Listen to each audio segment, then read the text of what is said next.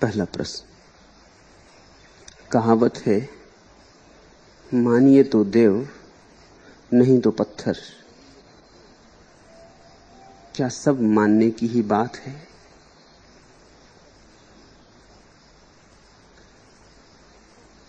मैं कहावत को थोड़ा सा बदलना चाहूंगा।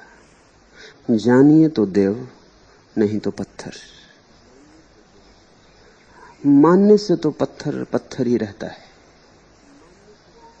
सिर्फ तुम्हारी आंखें भ्रम से भर जाती। सिर्फ तुम पत्थर में देवता को देखने लगते हो। मानने से पत्थर में अंतर नहीं पड़ता। मानने से सिर्फ तुम्हारी आंख का चश्मा बदल जाता है। तुमने रंगीन चश्मा आंख पर रख लिया तो सभी चीजें रंगीन दिखाई पड़ने लगती, लेकिन सभी चीजें रंगीन हो नहीं गई। तुम चश्मा उतार कर रख दोगे, चीजें फिर रंगहीन हो जाएंगी। चीजें तो जैसी हैं वैसी ही हैं। हिंदू मंदिर में गए, यदि तुम मुसलमान हो तो पत्थर पत्थर ही रहता है, क्योंकि तुम्हारी आंख पर हिंदू का चश्मा नहीं। यदि तुम हिंदू हो तो पत्थर देवता मालूम होता है, क्योंकि तुम्हारी आंख पर हिंदू का चश्मा है। अगर तुम जैन मंदिर में गए तो महावीर की मूर्ति पत्थर ही बनी रहती, देवत्व उसमें प्रकट नहीं होता। तुम्हारी आंख पर जैन का चश्मा नहीं। मानने से तो सिर्फ चश्मे बदलते हैं। मानने के धोखे में मत पड़ना। जानने की यात्रा करो। जानो तो निश्चित देव ही है, पत्थर तो है ही नहीं। मूर्तियों में ही नहीं, पहाड़ों में भी जो पत्थर है वहां भी देवता ही छिपा है। जानने पर तो परमात्मा के अतिरिक्त और कुछ बचता ही नहीं। जाना कि परमात्मा के द्वार खोले हर तरफ से, हर दिशा से, हर आयाम से। कंकड़ कंकड़ में वही, तृण तृण में वही, पल पल में वही। लेकिन जानने से, विश्वास से शुरू मत करना, बोध से शुरू करो। विश्वास तो आत्मघात है। अगर मान ही लिया तो खोजोगे कैसे? और तुम्हारे मानने में सत्य कैसे हो सकता है?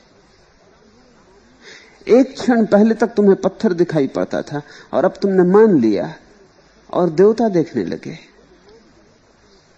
ये देखने लगे चेष्टा करके, लेकिन भीतर किसी गहराई में तो तुम अब भी जानोगे ना कि पत्थर है। उस भीतर की गहराई को कैसे बदलोगे? संदेह तो कहीं ना कहीं छिपा ही रहेगा, बना ही रहेगा।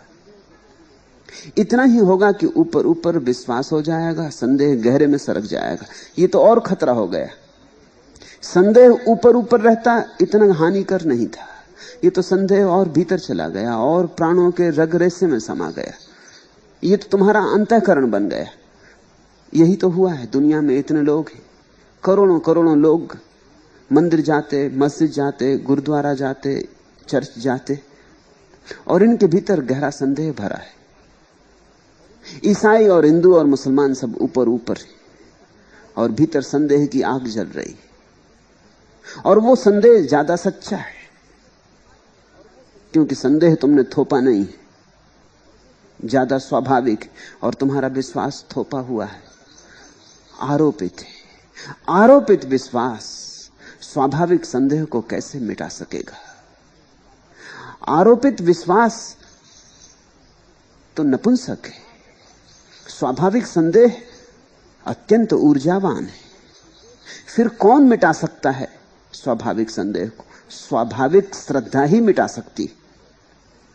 सत्य संदेह को, बलशाली संदेह को बलशाली श्रद्धा ही मिटा सकती। और श्रद्धा कब बलशाली होती? तुम्हारे करने से नहीं होती, जानने से होती, बोध से होती। तुम देख लो कि परमात्मा है, तब श्रद्धा होती। तुमने मान लिया कि ये तो लचर बातें हैं, ये तो बैसाखियां हैं, जिनके सहारे तुम बहुत चल चुके। तो जिन्होंने ये कहावत घड़ी होगी, मानिए तो देव, नहीं तो पत्थर। उन्होंने सार की बात कही है। यही स्थिति है अधिक मनुष्यता की। मान मान कर सब चल रहे हैं।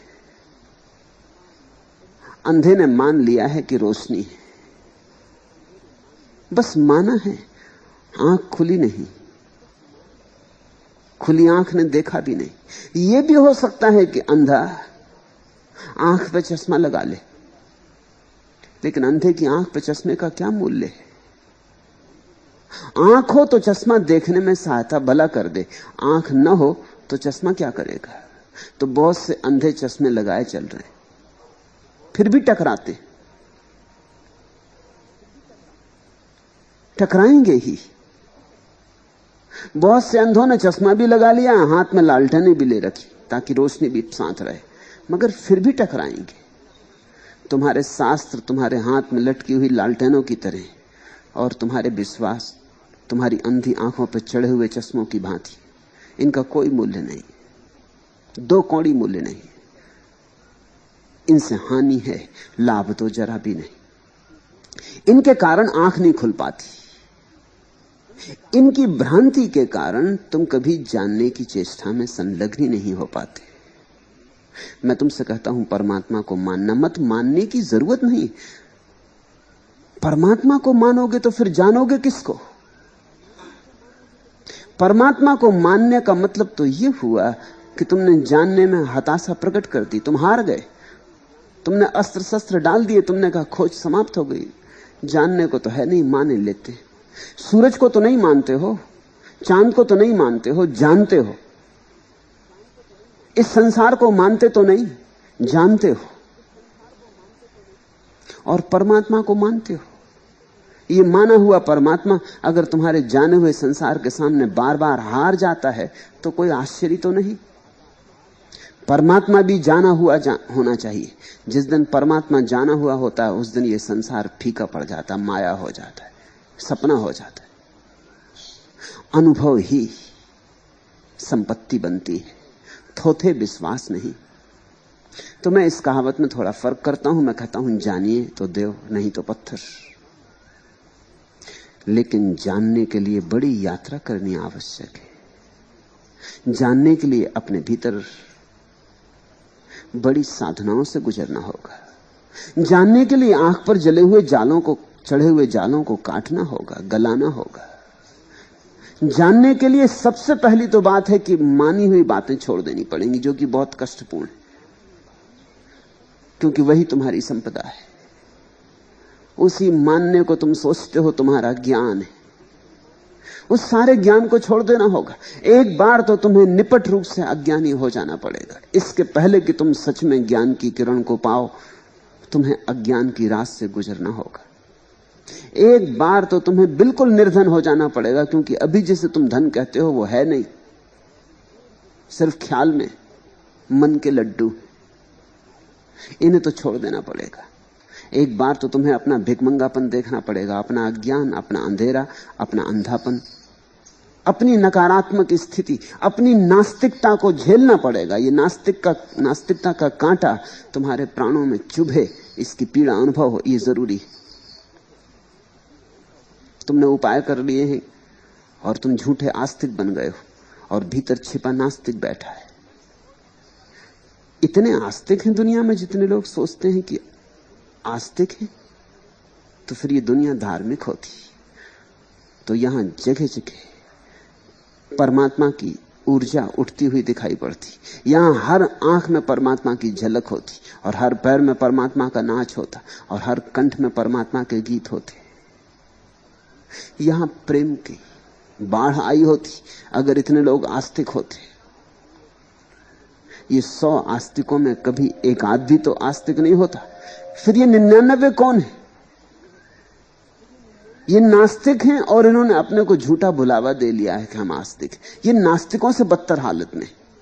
नास्तिक कम से कम सच्चा तो इतना तो कहता है कि मुझे पता नहीं है और मैं नहीं मानता। जब तक पता नहीं तो कैसे मानूं? नास्तिक कम से कम ईमानदार तो है, प्रामाणिक तो है। जो नहीं जाना है कहता है नहीं मानता हूं। आस्तिक तो बेईमान है, जो नहीं जाना है उसको मानता है। जो जानता है उसको झुठलाता है और जो नहीं जानता है उसे मानता है। आस्तिक तो बड़ी ही कसमकस में, बड़ी परेशानी में। और सारे धर्म तुम्हें सिखाते हैं सत्य की बात, और सारे धर्मों को तुमने बुनियादी असत्यों में बदल लिया। ये सबसे बड़ा असत्य, जो नहीं जाना हो उसे मान लेने से बड़ा असत्य और क्या हो सकता है। तुम परमात्मा के साथ भी असत्य का संबंध जोड़े हुए। विश्वास का अर्थ होता है परमात्मा से झूठ का संबंध। परमात्मा के सामने भी तुम झूठे हो, और सब तरफ झूठ चलाओ, और तरफ सारे संसार में तुम बेईमानियां करो। कम से कम एक जगह तो छोड़ दो, कम से कम एक जगह तो अपनी प्रवंचना मत लाओ। एक जगह तो खड़े हो जाओ नग्न जैसे हो, निर्वस्त्र। एक जगह तो कह दो कि जो है वही है, वैसा ही है, मैं इसको झुठलाऊंगा ना, कुछ का कुछ ना कहूंगा। तब तुम अचानक पाओगे कि तुम्हारी आस्तिकता बहने लगी और तुम्हारा नास्तिक उभरने लगा। मगर मैं कहता हूं ये असली आस्तिकता के जन्म के पहले जरूरी। असली आस्तिकता के पहले झूठी आस्तिकता छोड़ देनी पड़ती। असली आस्तिकता के पहले असली नास्तिकता का कदम अनिवार्य है। जिन्होंने भी परमात्मा के मंदिर की यात्रा की है वे नास्तिकता की सीढ़ियों से चढ़े। उन्होंने नकार दिया है झूठ को। फिर अगर उस झूठ में उनकी आस्थाएं भी थी, भरोसे भी थे, विश्वास भी थे, धारणाएं भी थी, तो उनकी भी उन्होंने फिक्र नहीं की, उनको भी नकार दिया है। अगर वेद बीच में आए और कुरान और गीता बीच में आई तो उन्होंने उन्हें भी हटा दिया है। उन्होंने सिर्फ एक बात पर नजर रखी कि जो हम जानेंगे, जो हमारा अनुभव होगा। कानों सुनी सो झूठ सब, आंखों देखी सांच। जो जो कान से सुन लिया है वो विश्वास, जो आंख से देखा वह श्रद्धा। तुम्हारा ईश्वर कानों से सुना हुआ है या आंखों से देखा हुआ है? तुम्हारी प्रार्थना कानों से सुनी हुई है या आंखों से देखी हुई है? तुम्हारे सत्य जिन पर तुमने अपने जीवन को दांव पे लगा रखा है, तुम्हारे अनुभव से निश्चित हुए हैं या उधार हैं, बासे हैं, दूसरों से लिए? अगर दूसरों से लिए हैं तो जितने जल्दी तुम उनसे छूट जाओ उतना अच्छा है, क्योंकि उन्हीं के कारण तुम्हारे पैरों में जंजीरें पड़ी हैं और तुम सत्य तक न जा सकोगे। यही फर्क है श्रद्धा और विश्वास में। विश्वास होता उधार, कानों सुना। सत्य होता है अपना, निजी। मैं तुम्हें किसी पर विश्वास करने को नहीं कहता। मैं तो इतना ही कहता हूं कि परमात्मा है तो घबराते क्यों हो? खोजो, मिल जाएगा। इतने डरते क्यों हो आंख खोलने से? अगर है तो मिल ही जाएगा, और अगर नहीं है तो भी अच्छा होगा कि चाहे तो हो जाए हमें, कि नहीं है तो हम इस झंझट से बचें। सत्य हर हाल में कल्याणकारी है, इस तरफ हो या उस तरफ, लेकिन सत्य निर्णायक है। तो मैं तुमसे कहूंगा, जानने की यात्रा पर निकलो। माने तो बहुत, कहां पहुंचे, कहीं के ना रहे मानकर। जानने की यात्रा पर निकलो तो पहली बात तो छोड़ने पड़ेंगे सारे विश्वास। ये बात तुम्हें उल्टी लगती, अटपटी लगती कि श्रद्धा पाने के लिए विश्वास छोड़ने पड़ेंगे, लेकिन ये तर्क बिल्कुल साफ सुथरा है, ये गणित बिल्कुल सीधा है। इसे समझने के लिए कोई बहुत बुद्धिमत्ता नहीं चाहिए। अंधेरे में बैठे हो और सोचते हो रोशनी, तो फिर दिया कैसे जलाओगे? अंधेरे को अंधेरे की तरह स्वीकार करो तो अंधेरे की स्वीकृति ही तुम्हारे भीतर दिया जलने की तड़फन बन जाएगी।